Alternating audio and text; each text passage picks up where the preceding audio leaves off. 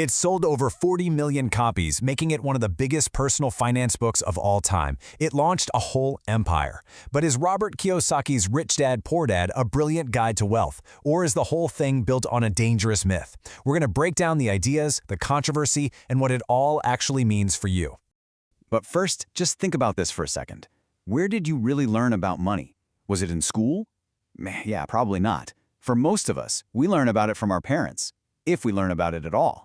And that leaves this huge gap in what we know. And what does that gap lead to? Well, look at this number. That's $1.71 trillion. That's the total student loan debt in the US alone.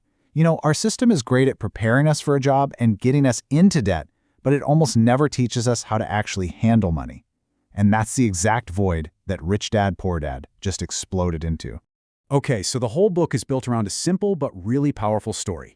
It's basically a parable of two different father figures in Kiyosaki's life, and each one had a completely different way of looking at the world of money. On one hand, you've got his poor dad. That was his actual father, a really smart, highly educated guy who followed the traditional path, Get a good education, find a safe, secure job, and work your way up. He worked for his money. But on the other hand, there was Rich Dad, who was his best friend's father. This guy was an 8th grade dropout who ended up becoming one of the richest men in Hawaii. He didn't care about job security. He believed in financial freedom and making his money work for him. And that's it. That's the single biggest idea in the entire book. It's this fundamental shift in your thinking. You stop being an employee of your money and you become the master of it. This one idea is the engine that drives his entire philosophy. So how do you actually do that? How do you make your money start working for you? Well, Kiyosaki breaks it down into a few core rules that pretty much challenge everything we're normally taught about money. He says that being financially smart really just comes down to knowing one simple thing: the difference between an asset and a liability. An asset puts money in your pocket. Think of a rental property that pays you every month. A liability takes money out of your pocket, like your car payment.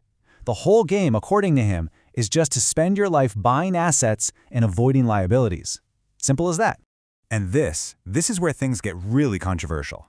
He says your house, the one you live in, is not an asset. And you might think, wait, what? But his logic is that every single month it's taking money out of your pocket. You've got the mortgage, taxes, insurance, repairs. It doesn't actually generate any income.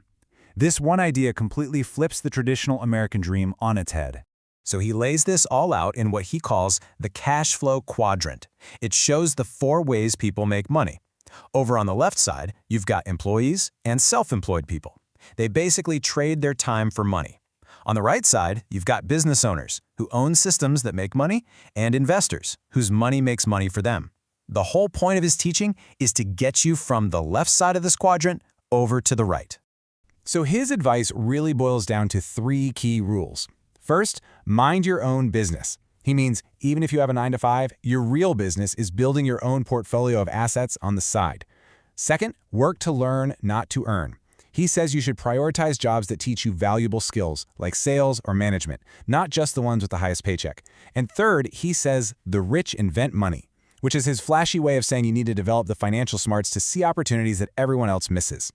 But Kiyosaki's advice, especially his take on debt, puts him on a total collision course with another giant of personal finance, Dave Ramsey.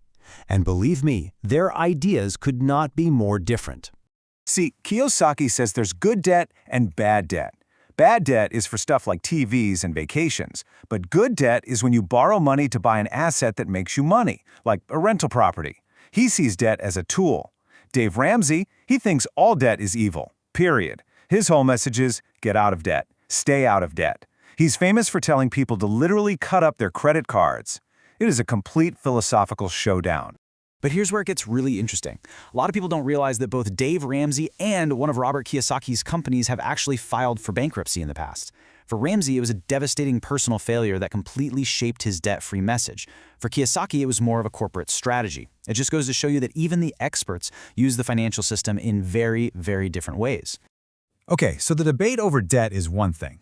But for years, there's been a much bigger question mark hanging over the entire Rich Dad empire. Is that whole foundational story even true? I mean, did Rich Dad actually exist? Was this wise mentor who taught Kiyosaki everything he knows a real person? Or was he just a character, a complete fabrication made up to sell millions of books? The critics have come out with some really serious accusations. Many claim that Rich Dad is a total myth. They say there's no evidence of Kiyosaki's supposed vast real estate holdings before the book made him a star.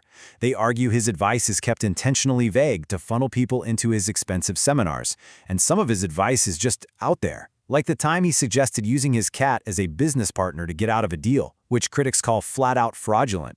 And some critics do not mince words.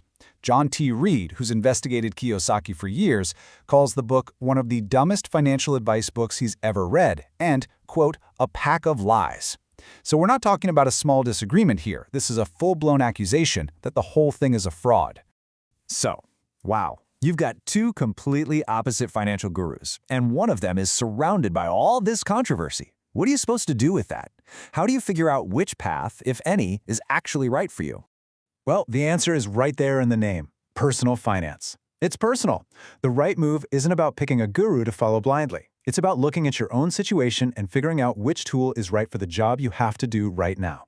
So maybe the healthiest way to look at all this is like a two-stage process, right? Stage one, if you're drowning in consumer debt, credit cards, car loans, that kind of stuff, Dave Ramsey is your guy. His plan is like financial first aid. It's about stopping the bleeding, getting on a strict budget, and getting to zero. But then, once you're debt-free, once you're on solid ground, that's stage two. That's when you can start exploring the ideas from Kiyosaki, focusing on financial education, and learning how to build that asset column. And, regardless of what you think about the controversies, this quote from Kiyosaki really hits the nail on the head. In a world where the rules of money are changing so fast with inflation and new technology, being financially uneducated is probably the biggest risk you can take. So in the end, maybe this specific advice isn't nearly as important as the principle behind it all. As the entire financial world keeps shifting under our feet, the real question isn't just about who you should listen to, but what are you actively doing to educate yourself? Because that knowledge, that might be the only true asset you can really count on.